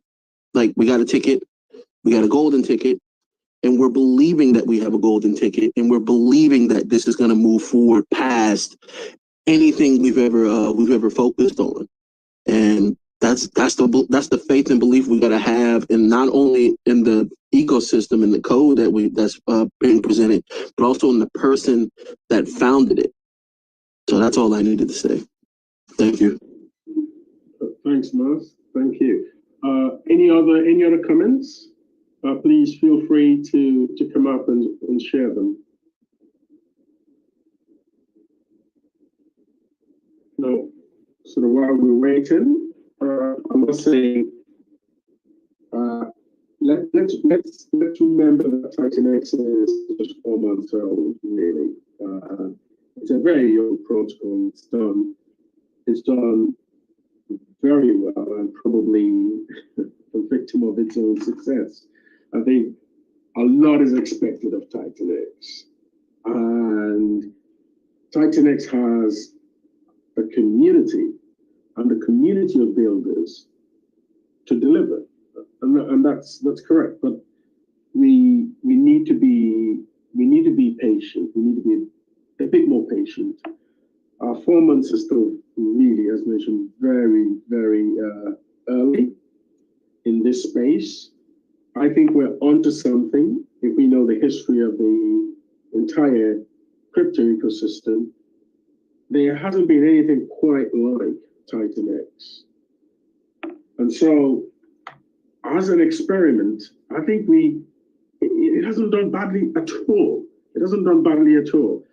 And the transparency is such that we can actually go take a look at the data, take a look at the future and see where we're heading to. We don't have to make the sort of guesses we make when there is this information asymmetry, where, of course, a founder has a pre-sale, they have a pre-allocation, you don't know whether they're going to put up any liquidity, you don't know whether they're going to dump on you, and actually you don't know what's going on. You really don't have much in terms of real information to make an informed decision. And then, of course, all the imaginary horribles eventually occur and happen because, the incentives are completely misaligned. So we're in a different space, really different space here. So I would just say, whenever we feel, okay, it seems that things are not moving as quickly as they should, that we can just take a look at the data. The data will get us there to refocus and really say, okay, hang on a minute, this is just 4 months old. And look at what TitanX has done already within 4 months. Looking at the future, we've got the data, we've got as mentioned earlier, Mike's Dunes Analytics gives us a good view about the future. You can look at that and also look at the strength of our community. You can look at the buy and burn pools. And again, this is not financial advice at all, but Ethereum seems like, this is going to be its best year yet with the ETF that's happening soon, very likely. We now have got we've got two major institutions now that are seeking Ethereum ETFs. After Bitcoin halving and the Ethereum ETFs, I don't see why Ethereum is not going to at least hit the same sort of price it hit in the last bull run, say about 5,000. Now, with 5,000 USD per 1 ETH or 5,005 per 1 ETH, and I'm not talking about 12 months down the line. I'm talking about probably within the next 3 to 4 months, we're going to see ETH around 4,000. It's already 3,000. and we probably will see it at 5. That may very well more or less double our buy and burn pools. Now, if we're in a scenario where our buy and burn pools are combined are now worth 50 million USD, and we haven't wasted it during a period where we know fully well it's hyperinflationary, but that we've had the discipline to hold. It's almost like, you hold on to your firepower until it's necessary, until for the right time. so you don't start wasting your resources before the moment arrives. And for those who think, or who have said in the past, well, we should just turn on the taps and just, that doesn't make sense. It can only, to me, it only makes sense that suggestion can only make sense when to me, if, and this has to be the conclusion. My conclusion will be the person hasn't read the white paper, hasn't studied the data, doesn't really understand the protocol. That is the only way that sort of suggestion makes sense. Then you can say, okay, then please have a look at the data, read up on this protocol, look at the protocols that are going to be launched, and come back and see, and let's have the discussion. Because otherwise, no, we can't have a discussion on the basis of ignorance. So, and I say that respectfully. Sorry? I said that's absolutely right. Absolutely right. Absolutely. So I say, as I know during in the chat, or whether it be on Twitter, X, now whenever it's mentioned, TitanX price is where it is, and so on. Fine. I mean, I think it's understood. For me, I think, and I hope for most of us, we can see this as a gift. If you, of course, take the entire picture into account, we can see this as a gift. And I think in the next 4 to 6 months, approaching the 1-year anniversary, I think we're really going to see some, and of course the launch of all the projects that we expect, including Hyper. We're going to see some fireworks, and yet the fireworks we will see this year, in my view, would not be as significant as what we're likely to see next year, when the deflationary mechanism starts playing out. So anyway, I think I've said enough. I was saying this, and of course waiting for anyone who has any comments. But if we don't have any additional comments, I would suggest that we look at closing this session out, and get ready for the launch of Helios during the week. Yeah, I got a little bit to say, but just maybe about 30 seconds. Yes. If you don't mind. No problem, of course. Yeah, individuals that's been on Twitter, like looking at Twitter and having people talk about our ecosystem. And like you said, get that understanding from the white paper, like that real understanding, and like watch the interviews that Shake's been in. He's explained multiple times on multiple occasions. And you have to understand that people's motives are different also when they're talking about the buy and burn, because they just want to cash out. They want to cash out or have exit liquidity, and that buy and burn helps them cash out quicker and even at a higher price. So like when people are talking about that burn, like the Plan A said, and like the buy and burn, and Jake having tweaks to the contract, like he's explained multiple times, and you've all been here, that those particular protocols is for the longevity, the long term of, like, the long term prosperity of our ecosystem that we're participating in. And like I said, you don't hand, and like if you see the emotional temperament throughout our whole entire ecosystem about this buy and burn and turning on the faucets and having more buy and burn, then you don't hand children, like with the emotional temperaments that they have with the back and forthness of a fish or of a squirrel, when they're down when the chart is down, they're up when the chart is up. You don't hand children the keys to a car. You just don't. And when you have that type of understanding and knowing that it'll be better when it can be, like, when people will quote unquote say completely immutable. Because a lot of people were talking about like the parts where Jake was talking about where on Twitter where he was talking about people pausing transactions, blocking transactions and stuff like that for the particular giving hints out on that particular protocol slash and then one individual came up and Razvan and I like Razvan.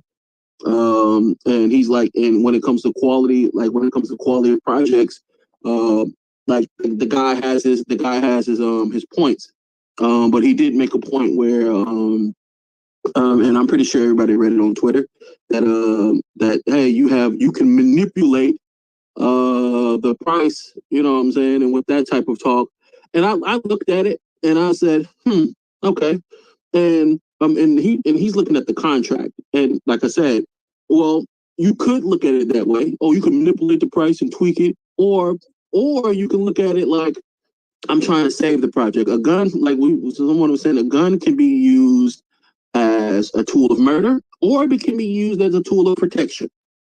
And so it's all about how that individual person looks at it and how and what their temperament and their intentions are. What's your intention with this? And Jake has stated his intention multiple times.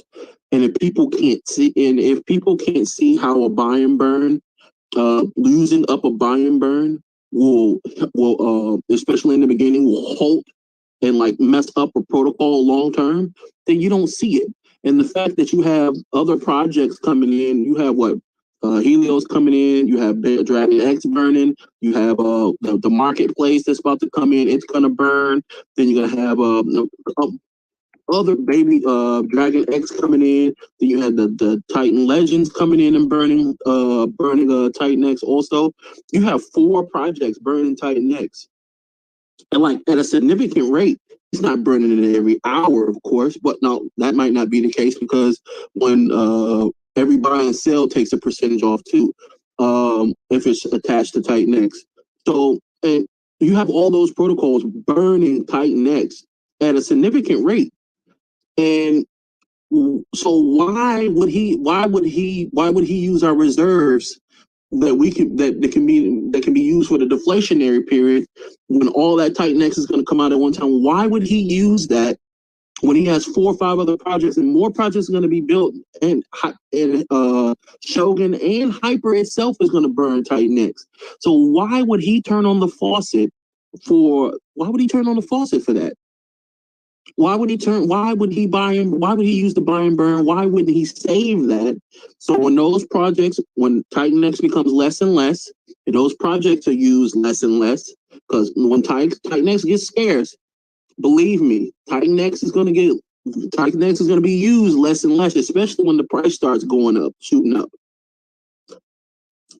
When he would, I would only use that protocol when I would use that protocol in on funds when we get to the deflationary period. You still got those projects running and burning up TitanX and using TitanX. And when that price goes up and TitanX starts to like really, really get that nice green candle, then you'd be like, okay, it's deflationary now. I can completely turn off this faucet and let it run as it may, and then from there, that's when we get that's when it's going to be at its best, because it's at the deflationary period now. And I'm saying this over again because a lot of people lose sight of that, and a lot of people lose sight of that almost every day, like, because they're like, why not the buy and burn? Why not the buy and burn? Why is the buy and burn doing this? And when they're not looking at the other half of the puzzle. Mike Dean, appreciate you for the analytics that you give to us, man. Everyone that's in the chat, please check out the Mike Dean's analytics and all the things he does for our community. He has TitanX Hub, great protocol, great website when it tells you all the projects and the stuff that's going on. And that's all I need to say on that, man. Like, believe in the person that's making the protocol for you. I know that's hard. I know that's hard to do for some individuals, but with this fair crypto shit, we're in a new era. of crypto. We're in a new era of crypto. Like all that old shit with the VCs and shit, and the motherfuckers that's running, like that shit is over with. That shit's over with. Like that centralization shit, that shit is dying off. There's a new era of crypto, and we're in it. And it's called fair crypto. We're in it, and we don't have to worry as much about those dumb things that everybody used to worry about in the past. That's it for me, man. Thank you. Thanks, Mars. That's well said. Crypto P, thanks for waiting. Over to you. And Adam, if you want to come back up, please feel free. Thanks, Crypto Planet. P, over to you. Yep. My question is for Helios. Like, how do you combat inflation in Helios other than just the buy and burn? Like with TitanX, you got buy and burn. You guys kind of burning. You got DragonX as well. With DragonX, inflation is non-existent in a certain amount of time. So essentially, it's a deflationary token after that. With Helios, like any thoughts on potential, like how are you combating inflation other than just the buy and burn? Initially, it's our buy and, it's not just a buy and burn. Our buy and burn from the get-go is fueled by three sources: the mining, of course, but then also our V1 treasury, which is staked TitanX. That's going to always be earning ETH. That TitanX is never leaving. It's always locked, always earning ETH, and that's going to our buy and burn. And then on top of that, we've got our investment pools. That's a self-sustaining treasury that's, regardless of any interaction, it's always going to be earning ETH, and that ETH is going to our buy and burn. So yeah, it's not just our buy and burn, it's how our buy and burn is fueled. That in itself will make us be a zombie protocol, as in, like, even if the mining stops, these treasuries will continue to earn yield and continuously burn HLX off the market. And then after that, like, it's not like I'm just going to launch this project and then disappear. I've already got several ideas. Like, Helios is designed the same as TitanX, where if you build protocols on top of Helios, you burn HLX, you can get up to 8% cashback rewards. So we're enticing people to build on top of our platform as well.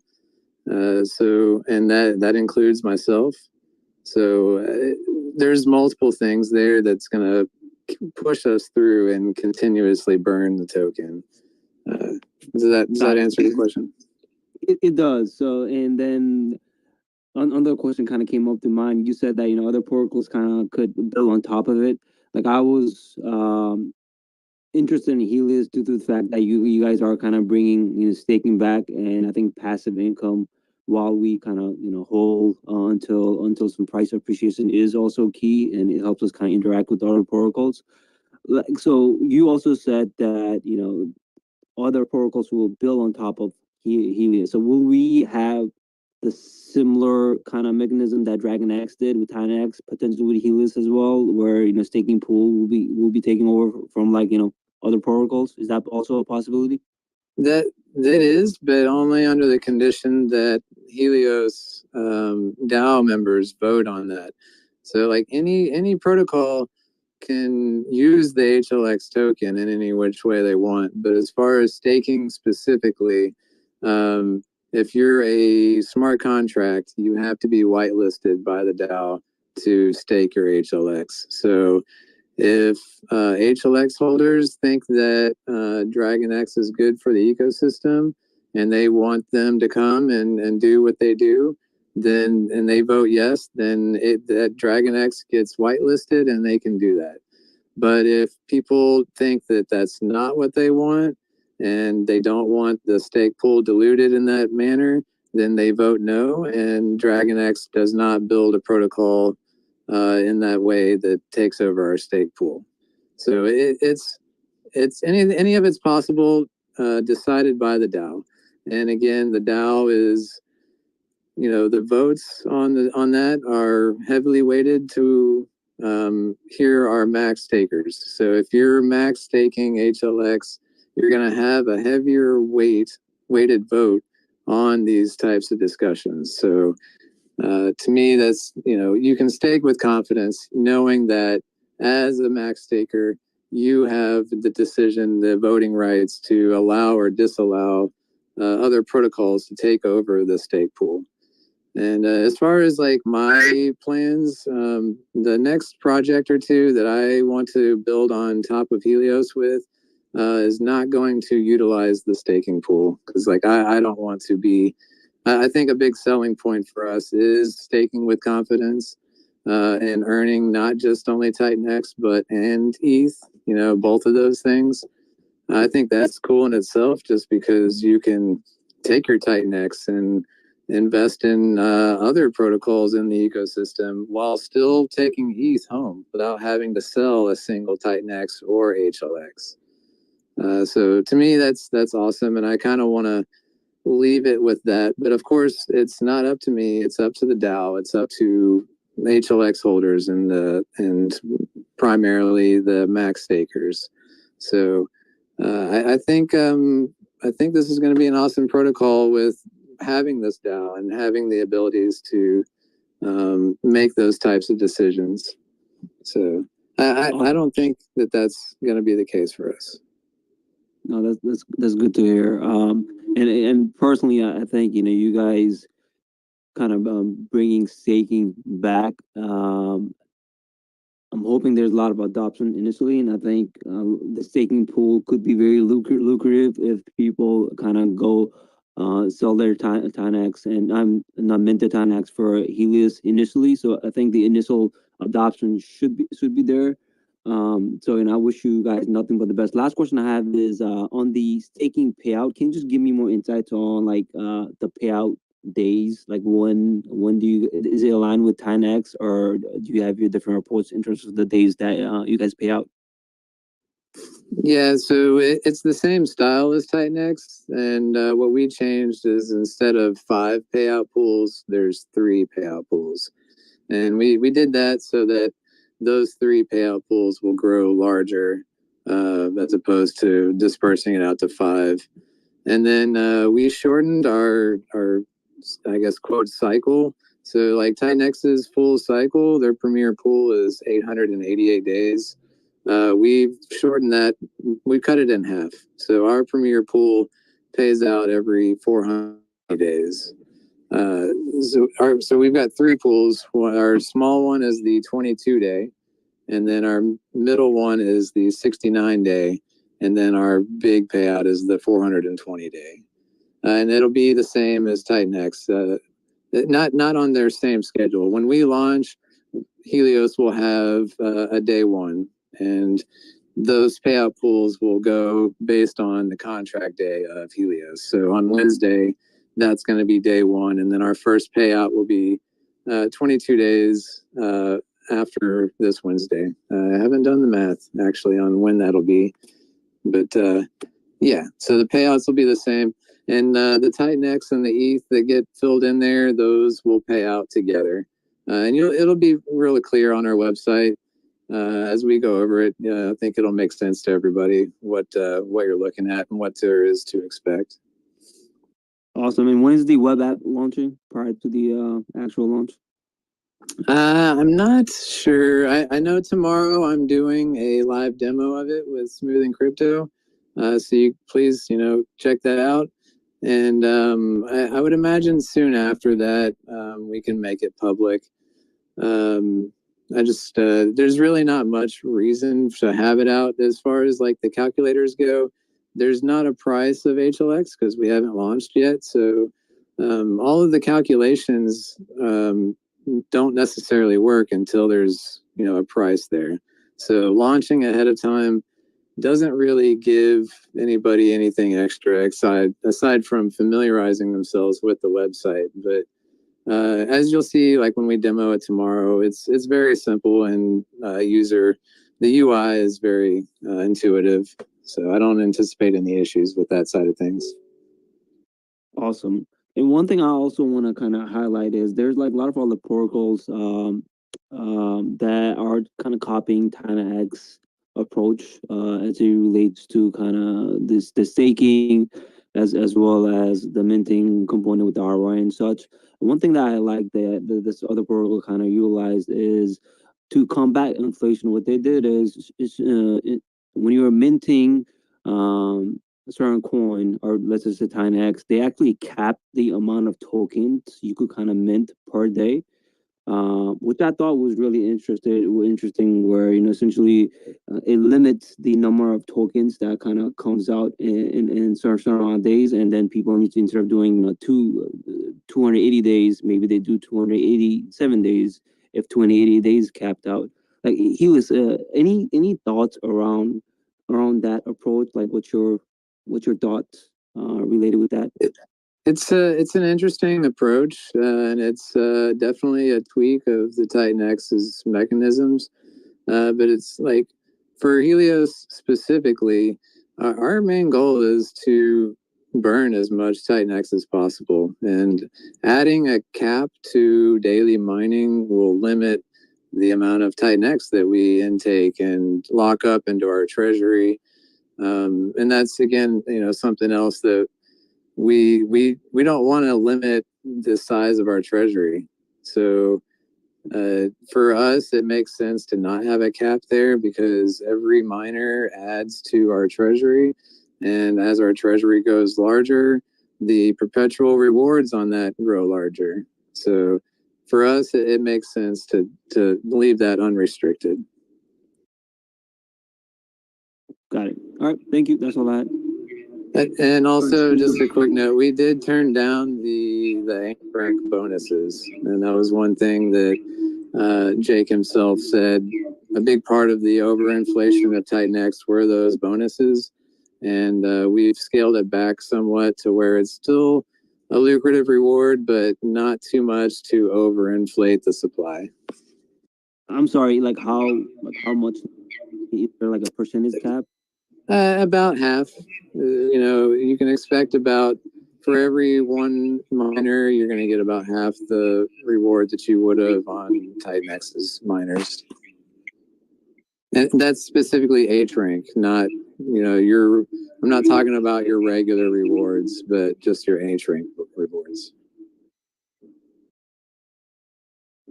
Great. Crypto P, I don't know. I think let's get Adam in. You may be able to come back if you have additional questions, of course, but let's get Adam in. He's been waiting for a while. Adam and Mustafa, I know you sent an invite. Please feel free if you still want to come up and pose a question. Please do feel free. Adam, over to you. Yeah, I got no questions here. Just I can't wait to see this launch on Helio take place.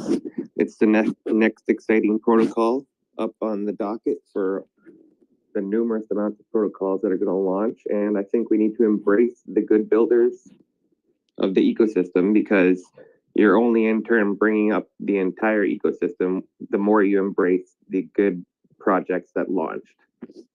I embraced the Dragon on day one. I embraced it on day two. I'm surprised that it didn't get as much TitanX off the market as it did. Mind you, 6.1 trillion alone going through that protocol is a huge feat to do. So I'm curious to see what Helios is going to do. I know I'll be there to support them on day one.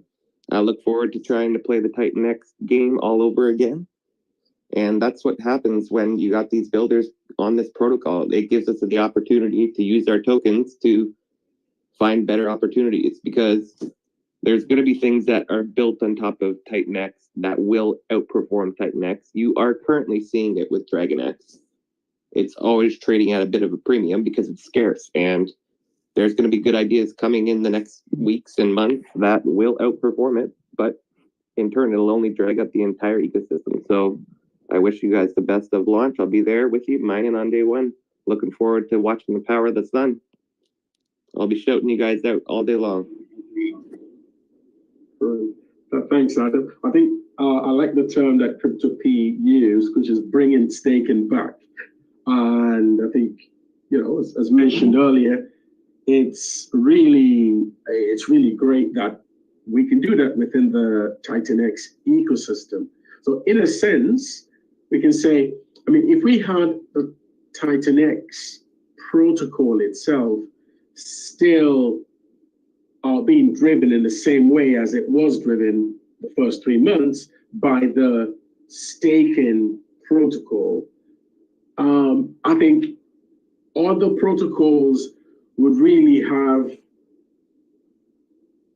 a tall order trying to establish themselves as a staking protocol within the TitanX ecosystem. So in a sense, DragonX pretty much has created that opportunity for us to have, it's almost like lightning striking twice. So we have that opportunity again to of course, get the incentives going with staking within the TitanX ecosystem. And of course, have TitanX itself over the next few months, we get this quantitative tightening that will occur leading into this deflationary period that we're all looking forward to. So pretty much you really, bringing staking back is pretty much the good way, or better way of putting it. But don't overlook the opportunity that this will create with TitanX, because what it means is the less mines that we have with TitanX going into the future, those who can kind of foresee the future in a way and prepare to take the risk will realize that the emissions of TitanX in the future will be so reduced that if you're part of that, volume of TitanX being emitted in the future, that you may very well be onto something here, because there wouldn't be that many coming out in the future. So it's almost like a Bitcoin miner who's mining Bitcoin when a lot of other miners are not mining. I think the price pressure will build because the demand for the few Bitcoins being mined over that period would really not meet that demand. And the person who has managed to, do that mining will sort of benefit from that. So anyway, I think I'm looking forward to this. It's really exciting to see all the moving parts here. But I think on that note, I must ask, if anyone has any other questions, please feel free to come up. And we would definitely love to hear from you. Mike, do you have anything to say at this point? I think we probably should start rounding up. We should have gone past the 2-hour mark. Yeah, absolutely. I was just about to say that. It's like 2 hours, so I think slowly closing up would be great. Great. And yet on that note, I will say, your closing remarks, and then we can move on to Helios and then look at wrapping up. Yeah. So one thing I'm definitely looking forward to is the projects which are going to be launching. So really looking forward to Helios. I'm just checking TitanXhub.com, and you see there 2 days, 18 hours, and 49 minutes. Helios is going to be live. So that's pretty great. I don't know. I hear an echo. Can you mute Plan A, please? All right. Yeah, that's great. Yeah. So I'm looking forward to that. Helios is going to be launching. So this is actually great. And so I'm hoping also the other teams are going to be coming out soon and give us some launch date. It's definitely going to get very interesting now. Yeah, and then obviously the prize, we're going to see how that goes, with especially when these more and more launches are coming in. And we're going to see what that's going to do. All in all, I think this is, fundamentally, nothing has changed, in my opinion. And I think, we're heading yeah, for me, like I've asked myself during the weekend, and I was like, has anything fundamentally changed actually from beginning up to now? So in my opinion, nothing has changed fundamentally. We're still on track, going ahead, and yeah, this is how I see it right now. Yeah, all in all, thank you for listening in, and yeah, see you next time. I'm going to be having an interview, I think this week towards the end. Yeah, that's the project from Titan Wars. It's like an FT project, so looking forward to that. Thank you, and I'll give you back to Helios. Hey, I don't really have much to add. Just please check out our Telegram, join the discussions on our DAO, and follow us on Twitter. And check out our white paper if you haven't done that yet, and understand, why we say mine with confidence, stake with confidence on our platform. And come check out our stream tomorrow with Smoothing Crypto, and absolutely join me on day one mining on Wednesday, 14 UTC. And thanks for having me as always, Plan A, Mike Dean. And I'll catch y'all next week. Thank you so much, Dean. Thank you for your contribution as always. I'd like to give a shout out to Utah Crypto of Titan Blaze. I'm sure we'll be hearing from you in the coming weeks. And yeah, we wish you and your team all the best with the work that you're doing, building Titan Blaze. So great. Adam, Mask, and CryptoPete, thank you so much for your contributions. And it's really, really appreciated. And it really does shed a lot of light on what we're doing as a community. And I'm sure as those in the future who may listen to the YouTube recording or this recording, they will, of course, benefit from the contributions made here. I must say as well, thanks to everyone who has participated, joined this spaces. Please know that the only way that we can continue to move forward is as a community together, and that's what we're creating here. So I think Lee, bear with me. Let me just take a look, make sure that there's nothing missed. Okay, good. Yes, nothing missed. But I must say, have a great week ahead to everyone. Enjoy your week. We look forward to Helios's launch and a post-launch interview or update. Of course, will be one that I'm sure we will be looking forward to as well. So everyone, thank you and have a great week again. Bye for now.